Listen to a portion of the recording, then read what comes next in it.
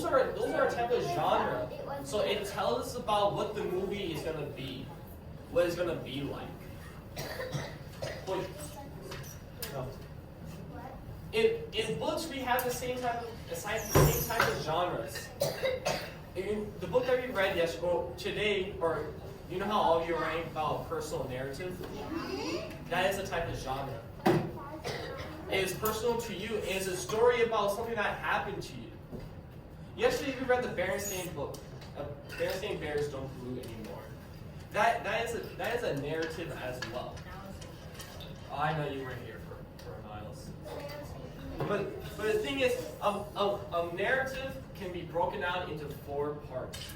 It can be broken down into like the setting, the problem, the resolution, and like the final message at the end. So I'm gonna write down the board again. Here you go. Oh, okay, thank you. So I'm gonna write narrative on the board. And then, what is a narrative again? What is it, Jace? What is it? True story that happened in a part of your life. Oh, okay. So that's one definition for it. But like I said before, it kind of tells like a story of something using different characters. So in a narrative, we can have a setting, a problem, a resolution, and a final message. What was the setting of our Berenstain book? What was the setting? Where did it take place? Where did it take place, Dawson? Lake. Yeah, there was a lot of places. There was a lake. What else? Where else did they go? Lake. Went to the museum. Where else did they go, Lucas? You went scuba diving, but they did that at the lake, right? Yeah, they did that at the lake, Jace.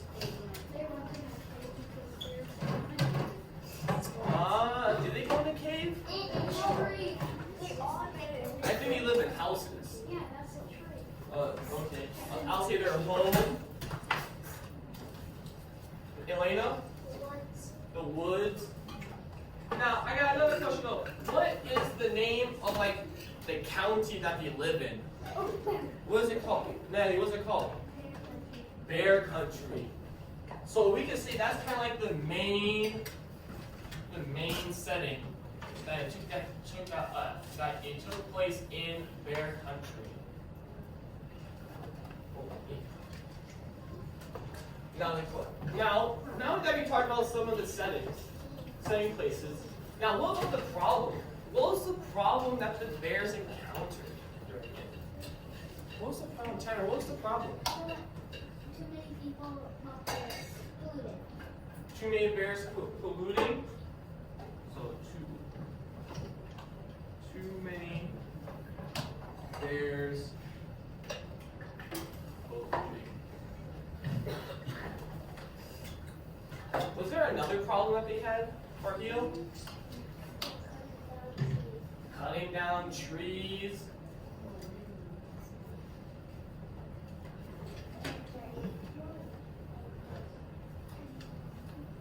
Trees, what else? What was another problem, Dawson?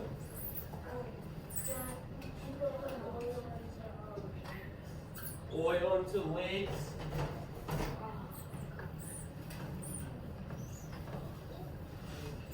And then can I get one more from someone? Is there another problem? Tanner? Huh? Litter. So I would put that underneath like too many bears polluting. Riley?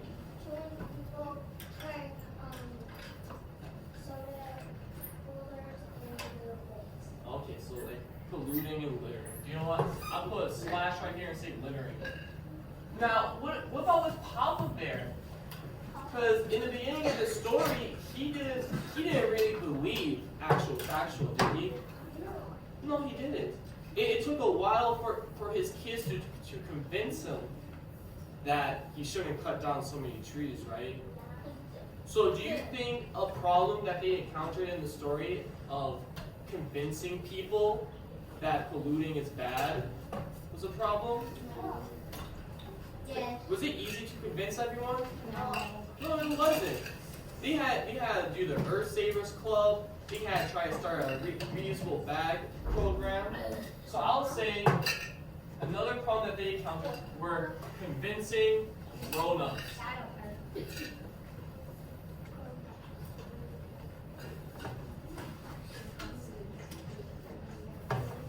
Okay, now that we talked about the problem, what about the resolution? What did the bears do in the story that solved some of the problems that he had in Bear Country, Dawson? Oh, yeah. So, fished out litter or fish out trash. What else? What are some other things that they did to stop pollution or slow it down? Riley? They picked it up. So what? They picked up trash.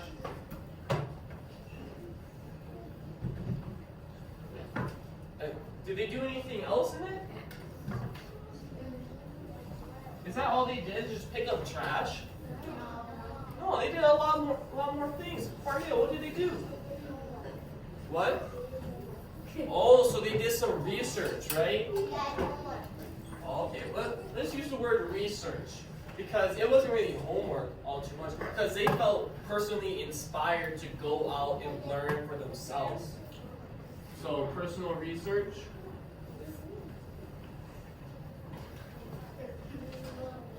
What else did they do? What else did they do, Elena?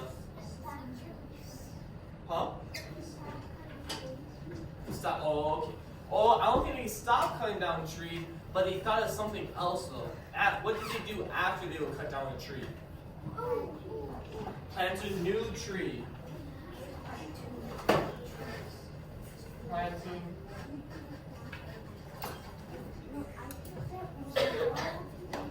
Okay, and I'll take one more. Riley, what did they do?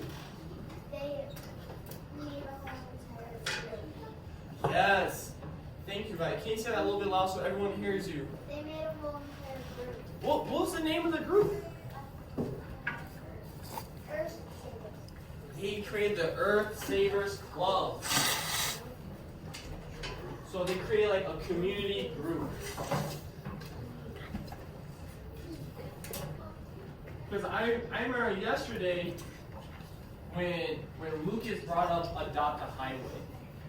Because that is a real life thing that we can do to partner up with our community to work on beating pollution. Someone did already.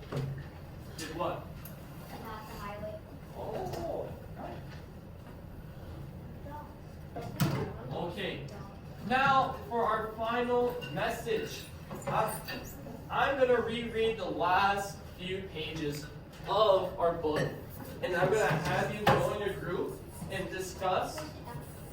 No, it's just going to be real short. I'm going to read the last few pages of this. So, as I read this, Brianna and Farheel, let's listen right now. I'm going to read it, and then I'm going to have you talk with the group about what was the final message of this book, and then also what other messages can we learn from it. The Cubs didn't expect to solve all of Bear Country's pollution problems, but the Earth Savers Club made a very good start. The mayor declared a special holiday called Earth Savers Day, and the Cubs had a big parade. Brother and Sister Bear marched at the head with Professor Actual Factual. There were many grown-ups in the parade too, including Papa Bear, who carried a sign that did not say Pitbull. Okay, I want you to talk with your group mates about what do you think is the final message of this? What is the moral of this story? There you go. So Blake, I'll have you join these two over here.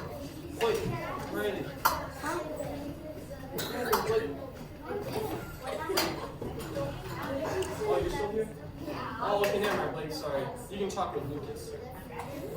Bruh. Okay. So what do you think is the final message? So what do you think is the final message?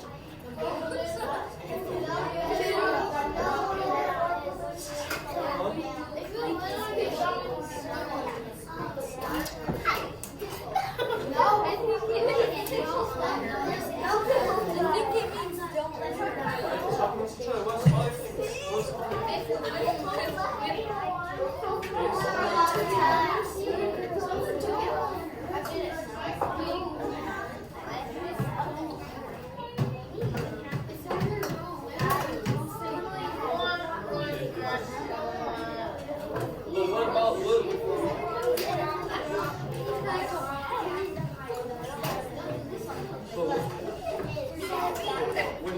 What do you think it means? Like he's angry or something? Or is he so what do you think it means for him to not say piffle? He doesn't want to.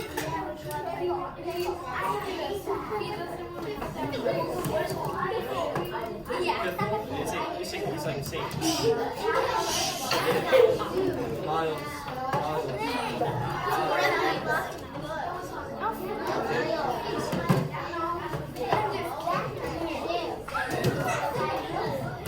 Alright, close.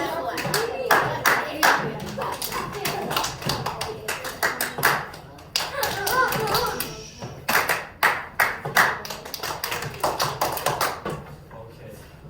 So now you should have talked with your small groups about what do you think the final message or the moral of this whole story was. So I want to hear something from each group.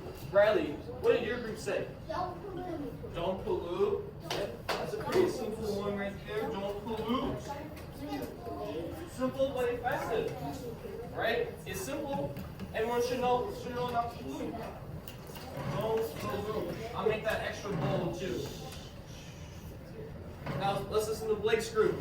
Don't litter.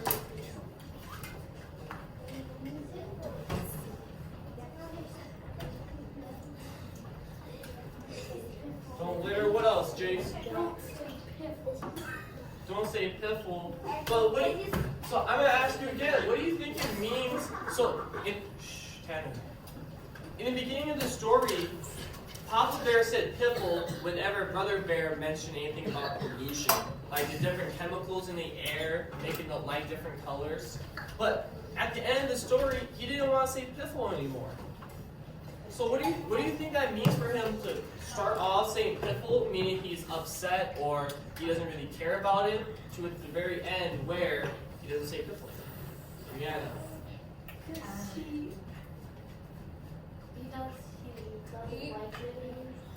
He doesn't what? Like he doesn't like glittering anymore. I like the idea. Can you add on for heel? Let's sit down. Really?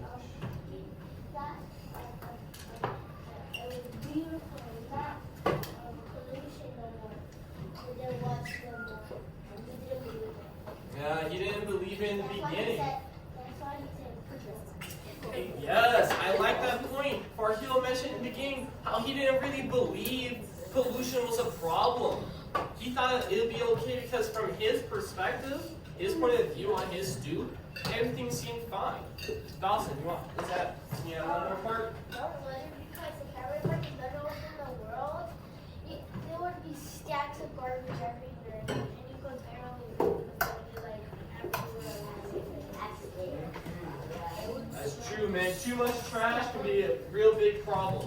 So I'm going to add on that piffle statement about class. Way too much chit chat. So Papa Bear in the beginning, he said piffle, but at the end of the story, he didn't say piffle anymore. So he learned pollution was a problem. Yeah, he learned. So everyone has to learn the lesson.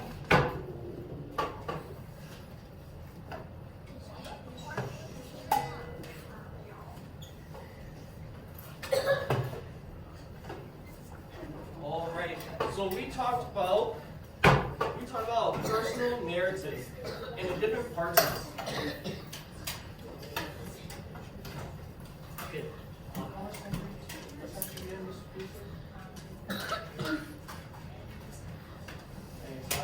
Okay. Alright, so we talked about what a narrative is. Now, can you raise your hand? What is a narrative? What was the first word I mentioned in the beginning? Dawson? No, not paragraph. I asked you what something was. Elena? No.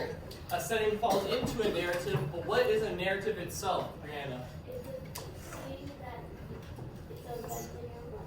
Oh. That one word he said. What's that one word I said? It's a book. No, it is a genre. It is a genre.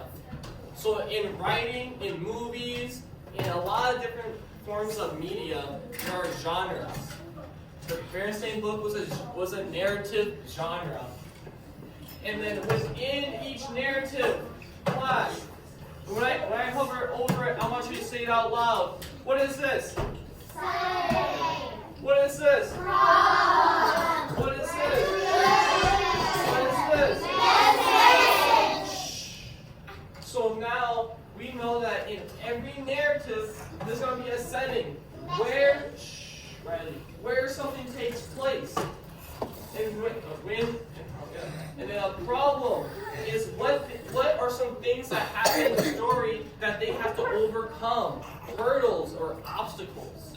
And then for resolution is how they solve that problem within the story, using like fishing out trash, picking up litter, doing personal research. And then for message, it usually comes near the end of the story where it tells the reader, yes? Oh, that's on time. I'm almost there. And then it always ends with the final message. And in a Berenstain book, what was the big message of this book, class? Raise your hand. You can just raise your hand. What is it? Farhiel? No littering. No littering. Now, let's say that all together. No littering. Perfect and not polluting. I think you All were right. going to say something before that. Oh yeah, I was gonna count down, but that's fine. All right. We can do it again. Thank you very much. You want to do it again? Yeah. Okay, let's say don't pollute. 1, 2, 3. Don't